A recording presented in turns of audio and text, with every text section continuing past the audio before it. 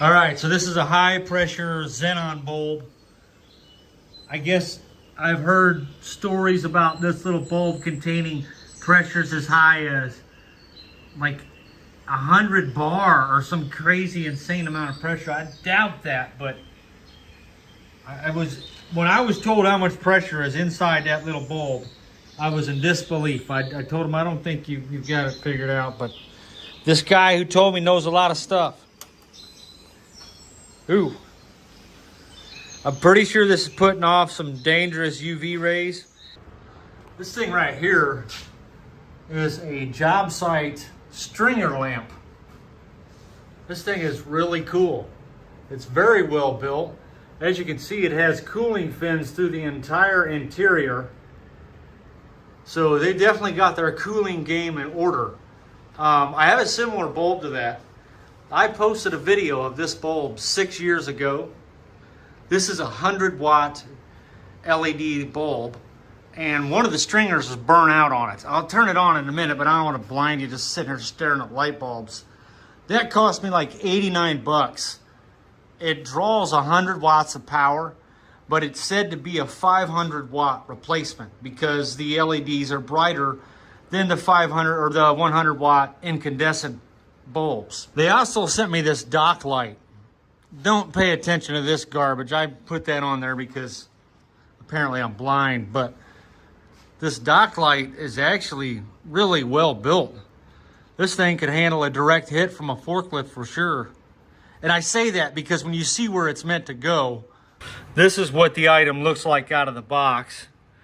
And it's meant to like shine into the back of a truck, like right here.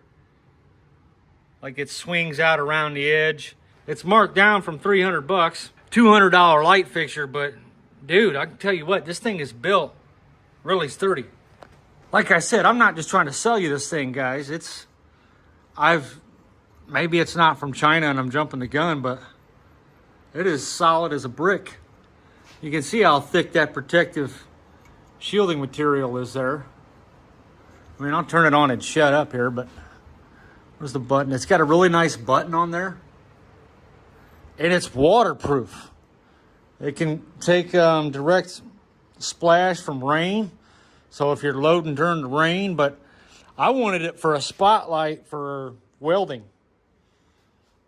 Even though welding's very bright, you still need to be able to see really well for intricate fit-ups and other electronics works that I do. This thing can pretty much shine anywhere in the shop, which is cool. Definitely a bright light. I mean, I got lights on and it's overpowering what I have on. This other one, this thing is freaking insane. Just plugging it in right there. That thing there is blasting. I don't know why I turned those other bulbs off. Not that it really matters, but I blew one out with my bug gun the other day, shooting at a big bug. So that thing is screaming. So this is 150 watts. And I don't know what type of replacement that would be. If a 500 watt replacement only needs 100, then this thing's probably brighter than 500 watts. And I would agree with that. Definitely a really cool, really well built setup. And it has a stringer plug on the side of it. So yeah, they sent me this stuff to review. So I'm gonna put it through its paces, beat it up for a while, and eventually do another video for it. But like I said, it's been a while since I've got something that I thought was actually worth showing you guys. And this is some pretty heavy built stuff. Definitely not no typical generic garbage that you see. That is not what it's intended for. I don't have a dock or any room to put the thing, so I thought it'd be cool to give me my own little dental light there. I think they sent me this thing over here also.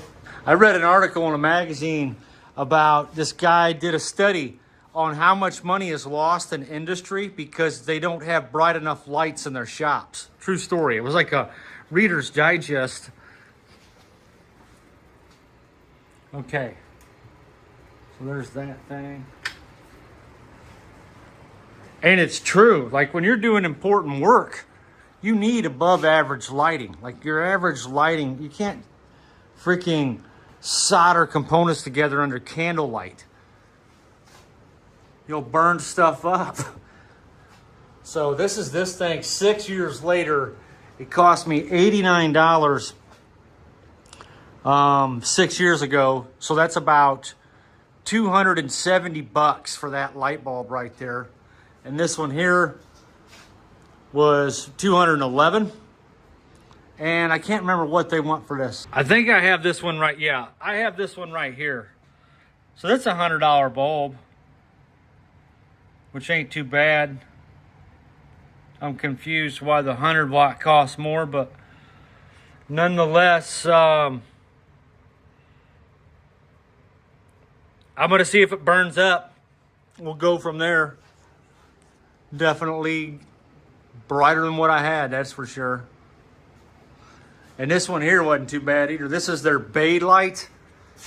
I don't even know if this is the company that sent me this, but for what it's worth, 6 years later, I'm back on this light here. I said I would come back to this light bulb one day. Not that I expect a single one of you to remember that video, but it does exist. And yeah, it's still going and hasn't burnt the place down yet. So there it is, full spectrum. Am I the only one that likes it bright in their shop? I still feel like I need a little bit more. I feel like we need all that up there, back here, and we'd be halfway there. While we're on the subject of lights, why does this cost $1,000? Well, this is off an Infinity G37X, and there's some pretty weird stuff about these headlights. Very strange power supply.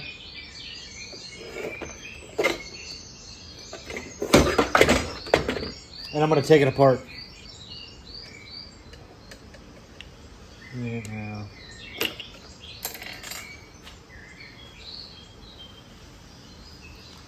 So this feels expensive.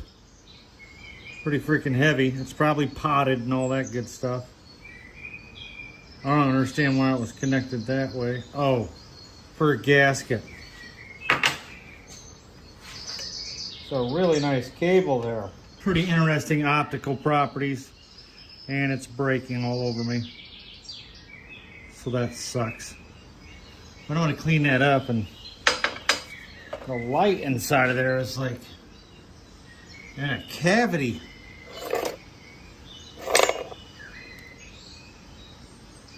Very strange light bulb. Oh, what is this thing? Ooh, freaking wow, dude. This is a high pressure xenon bulb. One of these still works. Now there's a guy called Photon Induction who shows one of these bad boys in operation. Where's my tether in here? Oh great, there's a dang tether bracket in there. And I think I can get to that. The right size screwdriver.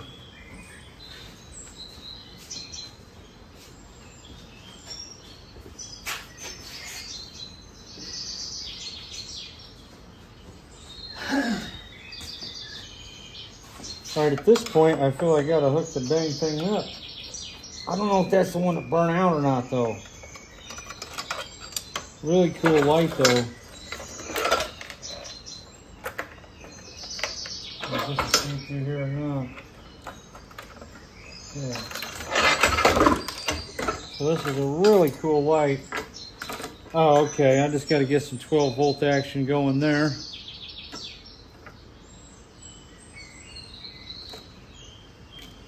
It's corroded pretty badly. All right, so I don't know how much of that I recorded.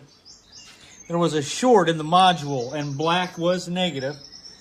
And the idea that hooking up a DC electronic backwards would protect itself because of the diodes was wrong. I pumped 38 amps into this thing backwards. I had it hooked up backwards because I wasn't getting no action forwards. So I don't know how much of this I recorded. Very cool little light bulb there.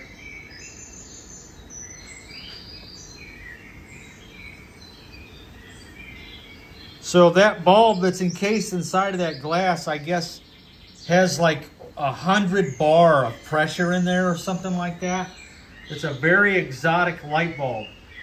Photon Induction does a video on one of these that's about the size of your fist. Well, it's about the size of a walnut, actually. And he's the one that tells us how high the pressure is inside of them. So, I'm only pulling 2 amps.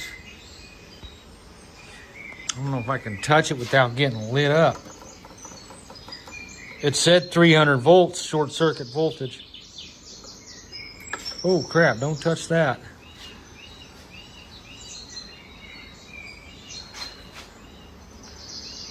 That is pretty freaking weird, dude. It is putting off some different colors. Now I think I'm messing it up, shorting it out. I'm getting like some golden colors off of it now. So it's putting off some yellow light as well.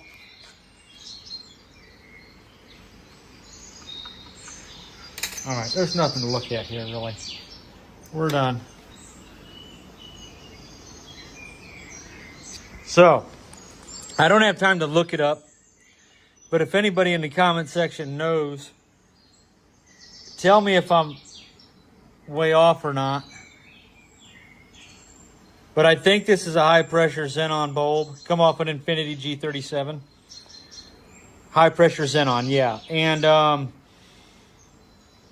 it operates under extremely high pressure. There's like a chemical in there. We got to get this zoomed in. Hold on here.